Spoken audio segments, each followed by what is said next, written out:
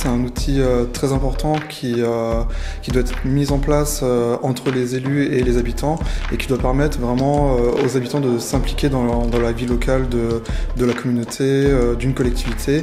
C'est une opportunité d'être plus en proximité des habitants, des citoyens. C'est construire et dialoguer avec eux pour construire des politiques publiques et des projets de la métropole qui soient plus adaptés à leur usage, à leurs attentes, à leurs besoins. Et au final, c'est faire émerger aussi un sentiment d'appartenance à la métropole et une citoyenneté métropolitaine. Démocratie participative, moi j'entends déjà le mot démocratie et participative à coller. On pourrait se demander si il y a limite pas un pléonasme, parce que démocratique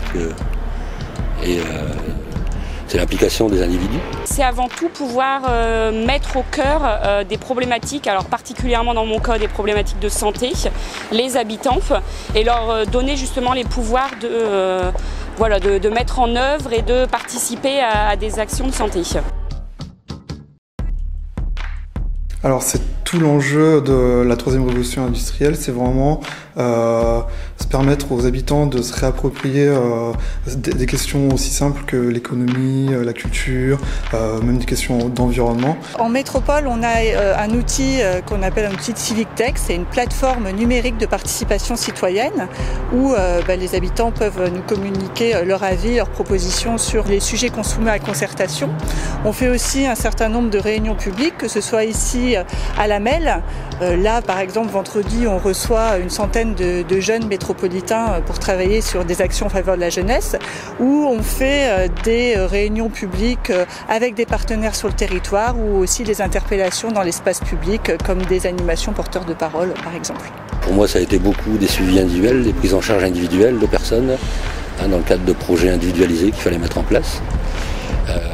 Donc je fais le lien avec ça, c'est-à-dire mettre la personne comme acteur de son projet et responsable aussi des décisions qu'elle prend pour elle-même. Pouvoir leur proposer des formations donc aux habitants qui le souhaitent, par exemple de devenir habitants relais sur le quartier prioritaire, donc le quartier Pasteur et Foch, mais on peut former des habitants à devenir habitants relais, donc relais de la santé, pour transmettre des messages derrière à d'autres habitants. Je dirais des exemples qui viennent du monde entier parce que on le voit dans des pays peut-être plus anglophones, qui ont plus d'expérience, ou des pays scandinaves, qu'il y a une vraie démocratie participative et vraiment des projets innovants. Ce serait génial d'avoir des exemples concrets. D'abord, c'est vrai, l'échange de pratiques avec d'autres professionnels de la participation citoyenne. Et puis, je sais pas, peut-être trouver la recette magique pour mobiliser une diversité de publics.